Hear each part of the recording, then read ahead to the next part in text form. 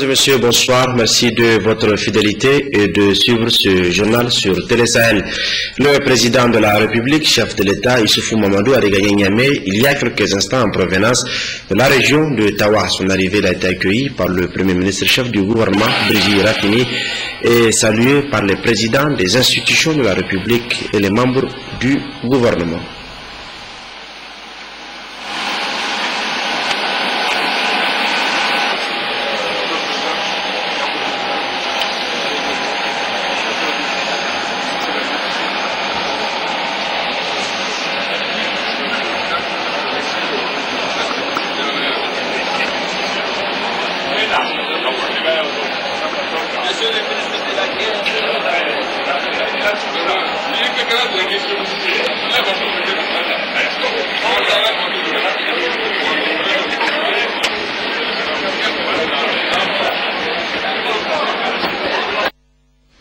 Le président de la République était donc dans la région de Tawa où le chef de l'État a poursuivi sa mission de travail dans cette région. Hier matin, le président de la République était dans le département de Tintabaraden où il a présidé un meeting populaire. C'était un accueil de grand jour qui a été réservé à son arrivée dans cette localité. Sananatahi Leolisini.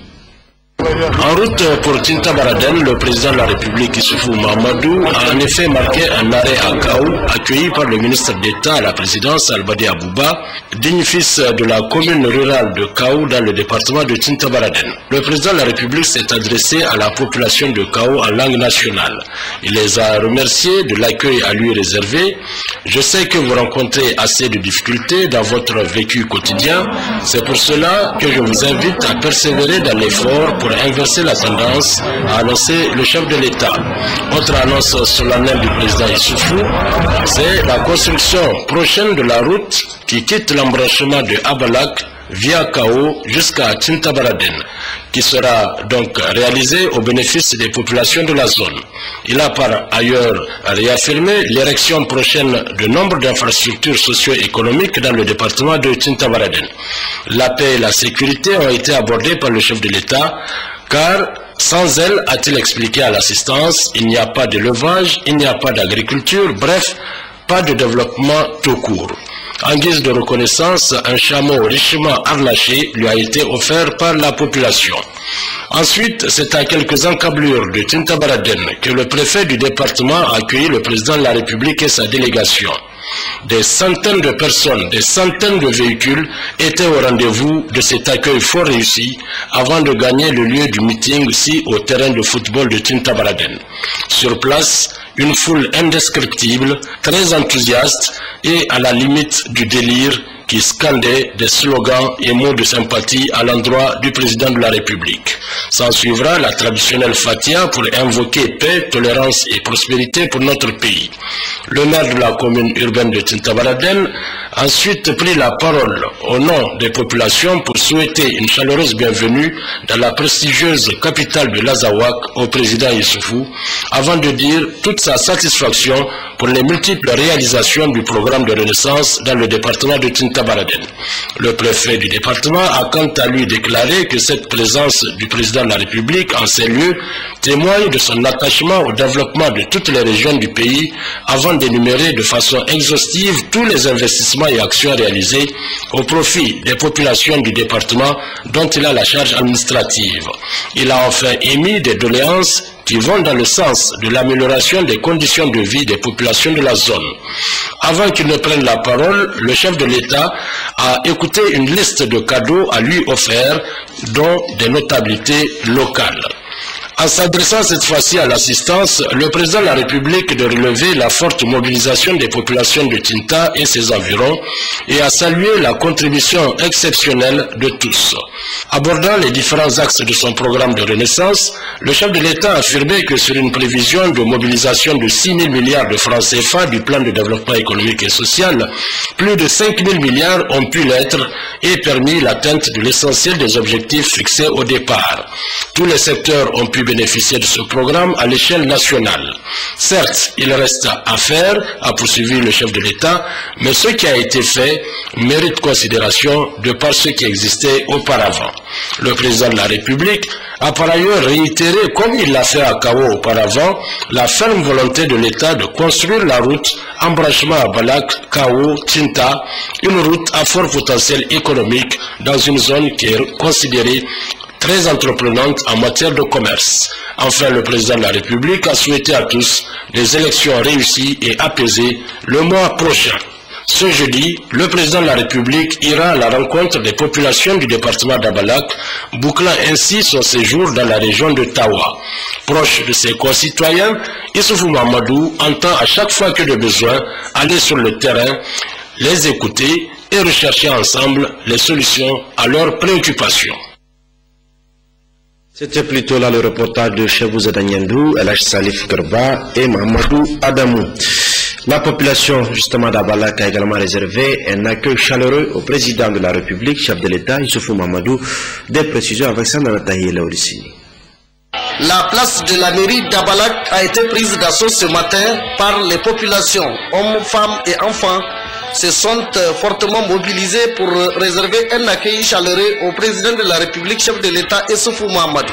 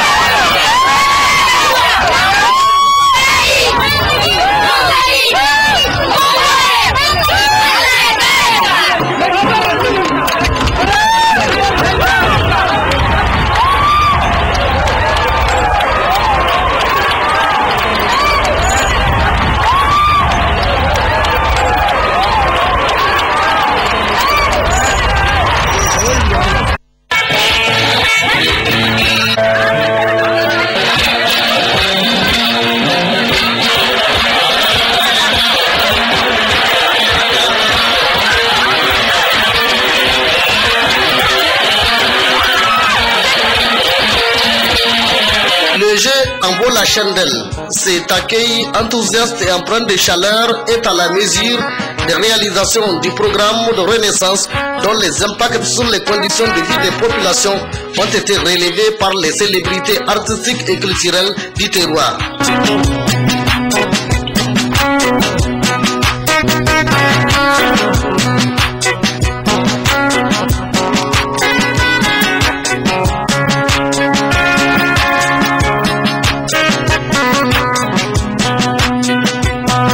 A noter qu'en route pour Abalak, le président de la République et la délégation qui l'accompagne ont été salués et ovationnés par les populations des villages situés sur l'axe Tawa-Abalak.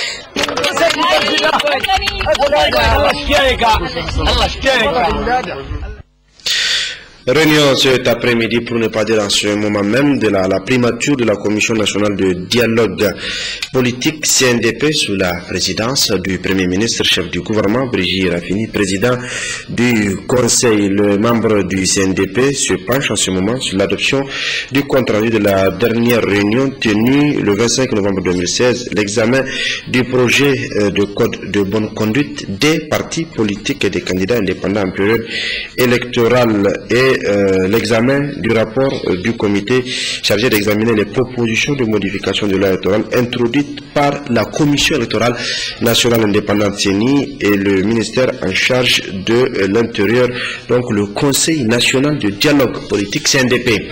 Restons à la primature où 3 audiences se sont tenues ce matin au cabinet du chef du gouvernement. La toute première, le chef du gouvernement, Brigitte Raffini, l'a accordé à l'ambassadeur directrice de la coopération au développement du Grand-Duché de Luxembourg. La relation de coopération entre les deux pays était au centre de l'entretien. Suivant ce fait, Martin Schumer. Je suis tout d'abord tout à fait honorée d'avoir pu rencontrer le Premier ministre. Je lui ai fait rapport sur la dernière situation de la coopération luxembourgeoise au Niger. Nous avons signé un nouvel accord en septembre avec votre ministre des Affaires étrangères et nous avons surtout parlé d'un secteur qui nous est cher et qui est une priorité du gouvernement, l'éducation et la formation professionnelle. C'était une discussion intéressante qui m'a apporté beaucoup de nouveaux éléments sur la question et en même temps j'ai compris que nous agissions dans le sens souhaité par le gouvernement nigérien.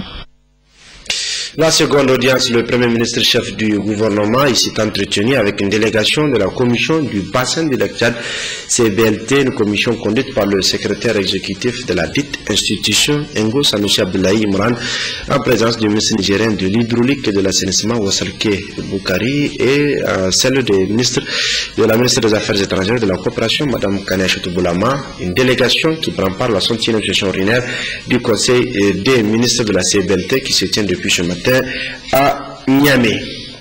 La dernière audience, le Premier ministre chef du gouvernement, Brigitte Rafeni, l'a accordé à la nouvelle secrétaire exécutive de l'autorité du bassin du Niger à Bénin, en présence de la ministre de l'eau du Bénin et présidente du conseil des ministres de l'ABN et le ministre nigérien de l'hydraulique et de l'assainissement, la nouvelle secrétaire exécutive de l'APN, Dr Topa Bougena, et la présidente du conseil des ministres de l'ABN, Christine Abeji Yao.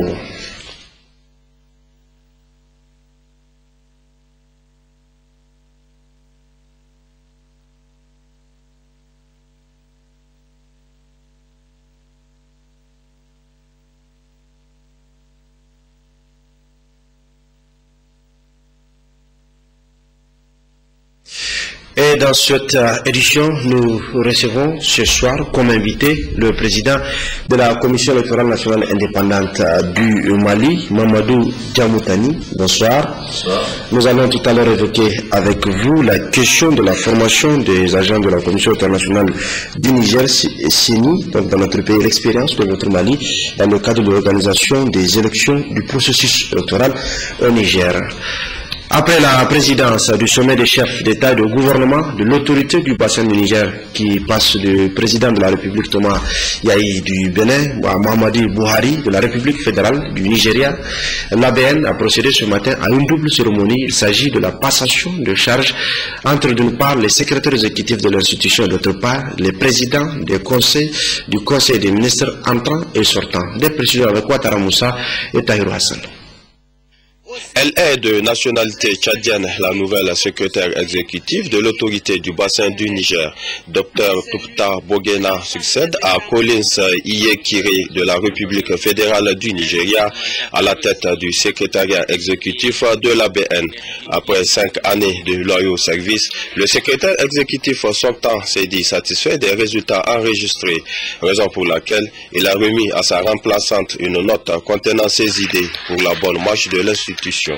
En accédant à ces nouvelles fonctions, la secrétaire exécutive entrante s'est engagée à préserver et à renforcer les précieux acquis de l'autorité.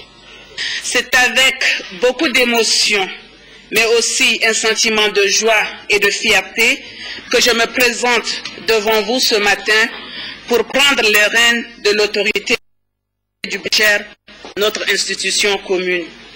Permettez-moi de réitérer mes sincères remerciements aux chefs d'État et de gouvernement des pays membres de l'ABN qui ont bien voulu, à l'issue du 11e sommet de l'institution déroulé à Cotonou au Bénin, placer leur confiance à ma modeste personne pour conduire les destinées de l'autorité de cet important bassin. Soyez rassurés que nous ferons le devoir de consolider ces précieux acquis pour l'intérêt des populations du bassin du Niger. La présidence du Conseil des ministres de l'ABN change également.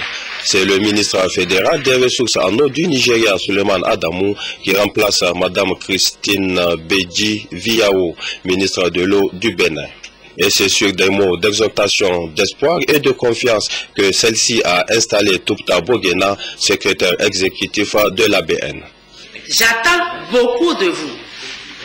Parce que si dans 3 mois, je dis bien dans 3 mois, l'organisation ne change pas de visage, je saurai que c'est les cadres qui s'installent dans une léthargie et qui bloquent l'évolution de l'ABN et non personne d'autre. Parce que si vous vous installez dans vos bureaux sans pouvoir donner et réaliser en temps et en contre-temps, exécuter les objectifs pour lesquels vous êtes là, nous n'atteindrons jamais un bon résultat. Et nous vous avons à l'œil. Parce que ces 6 mois que j'ai passés à la tête de l'ABN a permis à tous les États membres de connaître effectivement qu'est-ce que c'est que l'ABN. Et donc, ne faites pas froidir cet élan et prenez beaucoup d'initiatives. Le nouveau président du Conseil des ministres de l'ABN, tout en se réjouissant de la confiance accordée au président Mohamedou Buhari par ses pairs pour la présidence du sommet des chefs d'État et de gouvernement de l'institution, s'est aussi engagé à s'investir dans la mise en œuvre du processus de vision partagée de l'ABN, conformément aux vœux des chefs d'État. Autre rencontre régionale ouverture ce matin au palais des congrès de Niamey de la 61e session ordinaire du Conseil des ministres de la Commission du bassin du lac Tchad, CBLT. Cette session vise entre autres à faire des propositions du budget 2016 à la Commission. C'est le ministre de l'Hydraulique et de l'Assainissement, Wassalke Boukari, qui a procédé à l'ouverture des travaux. Amsatou Mahamadou, Hassan Moussa.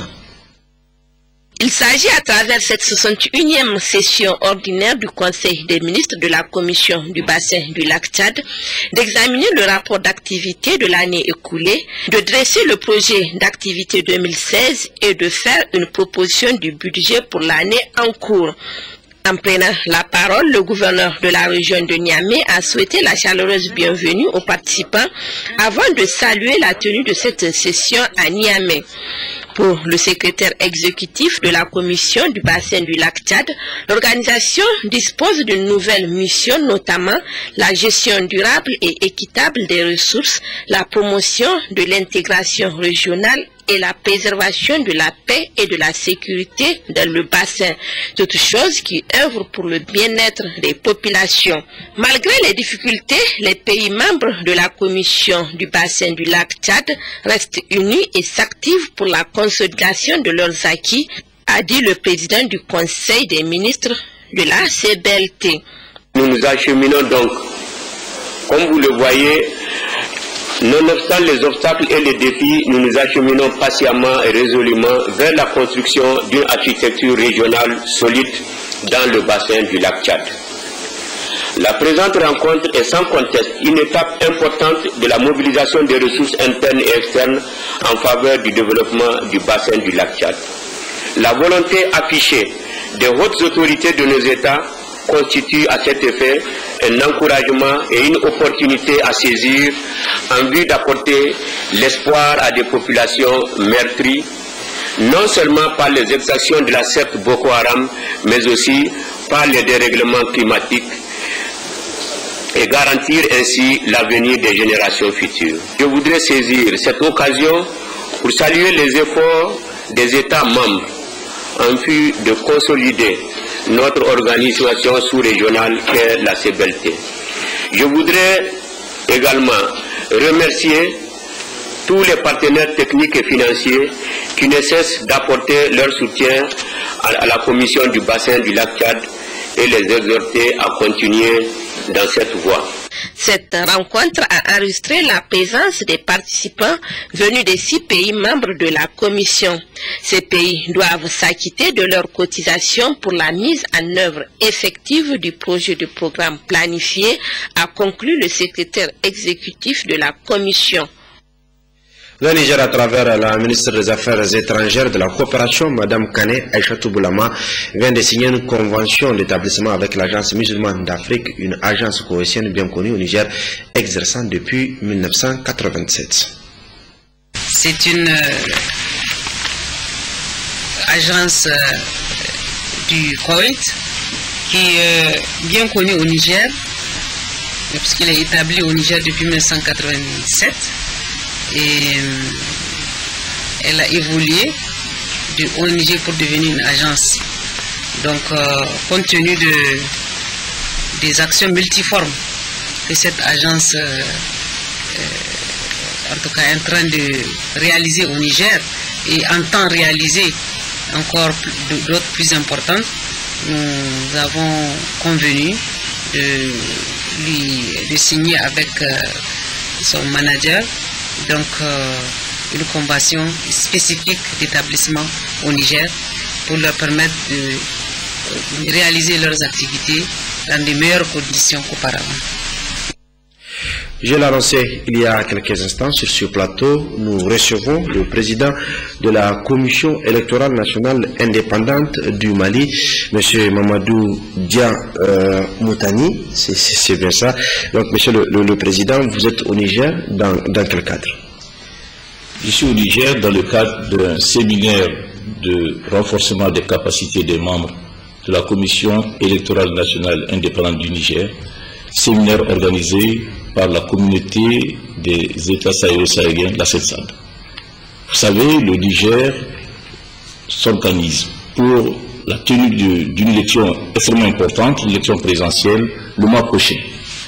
La CELSAD, comme d'autres partenaires techniques et financiers du Niger, accompagne le Niger dans cette organisation. Nous allons organiser, donc c'est du 20 au 22, nous finissons demain, ce séminaire-là, pour un partage d'expérience avec les membres de la CENI du Niger chargés de l'organisation de cette élection. L'élection présidentielle est une activité extrêmement importante dans notre pays. Nous-mêmes, en 2013 au Mali, nous avons organisé une élection présidentielle et des élections législatives. Nous avons été accompagnés par la CENSAD. La CENSAD a également accompagné le Burkina dans la tenue récente de son élection. Et bien cet accompagnement est une nécessité au regard du partage d'expérience, au regard de la sensibilité que constituent les élections dans le pays. Il est extrêmement important que les membres de la CENI du Niger bénéficient de l'expérience des pays voisins. Vous le dites, le Mali a organisé des élections générales, des élections présidentielles, mais également les législatives. Quel peut être l'apport de la CENI, la Commission électorale nationale indépendante du Mali, dans le cadre de l'organisation des élections au Niger? Eh bien, cet apport s'articule autour de plusieurs points. D'abord, les bonnes pratiques. Qu'est-ce qu'il faut faire? Ensuite, qu'est-ce qu'il ne faut pas faire? Quelles sont les difficultés rencontrées à chacune des étapes du processus électoral? Donc, nous avons échangé avec nos frères du Niger sur ces différentes questions.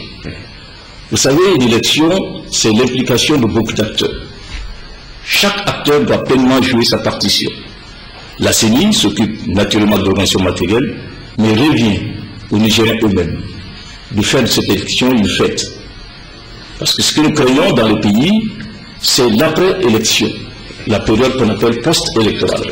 Il ne faut pas que ce soit une période troublée. Donc les violences électorales, nous devons faire autant que faire ce que nous avons pour que nous évitions à nos pays respectifs des violences après les élections. C'est pourquoi j'en profite pour lancer un appel aux Nigériens. D'abord aux candidats, pour dire justement, relativement donc à votre expérience d'avoir organisé les élections générales dans votre pays, le Mali, vous en êtes expérimenté, c'est ce que vous dites également, mais quel est l'appel que vous lancez aux différents acteurs, pas également aux membres de la CENI, aux différents acteurs qui prennent part dans le cadre du processus électoral dans notre pays? Eh bien, il y a beaucoup d'acteurs. Il y a d'abord les candidats. Aux candidats, il faut dire qu'un pays qu'on aime, on ne travaille pas à le détruire. Donc, il y a le sentiment patriotique qui doit prévaloir. Il y a des voies légales de recours. Vous savez, l'élection, c'est un organe qui organise, c'est aussi un juge qui est là pour veiller à la bonne pratique.